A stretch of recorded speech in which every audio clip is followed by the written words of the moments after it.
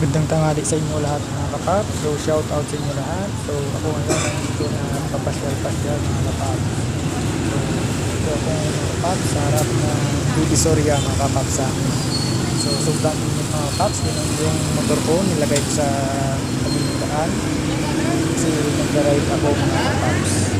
So mas maganda sana mga kapap. So meron ako mag-go para mas maganda yung pagdaan.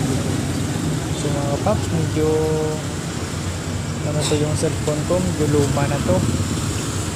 So kaya hindi maganda yung video, parang hindi malinaw. So mga kapaps, so ito yung lugar namin sa probinsya ng Guimaras mga kapaps. Simple lang yung mga sasakyan dito mga kapaps niya, palagi nyo makita yung mga single, bicycle, jeep. Yung jeep dito, halos lahat na mga sasakyan dito mga kapaps ay tricycle mga kapaps. So yan mga kapaps, sobrang init mga kapaps. So kahit mga init mga kapaps na ako ay pasya-pasya kung saan yung mga sasakyan. Yan, ito yung mga nagbabiyahe ng mga tricycle mga kapaps. Yan mga paps, ito yung iba-iba yung mga sakyan dito mga kapaps.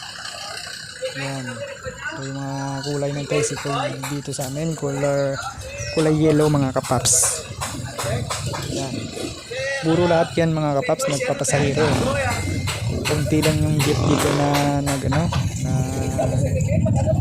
papasahero mga kapaps, kasi halos lahat ng mga tao dito sa amin sa Guimaras mayroon ng motor kaya mumuhain yung motor, kaya bumibili na yung mga tao. Grabe na yung pag-asenso ng mga tao dito sa Guimaras mga kapaps. Halos lahat yung mga tao dito ay mayroon ng mga motor, ng mga sasakyan. Kasi mga kapaps, kung wala kang motor, mahirapan ka sa pagpunta kung saan sa trabaho mo, nagmamadali ka. So kapag wala kang sasakyan, mahirap mga kapaps, kasi mahal yung kung magkukumute ka mga kapaps, mahal yung bayad. So mas mabuti na mayroon kang service mga kapaps, kasi yung pangbayad mo na 200 plus, pangbili mo ng gasolina,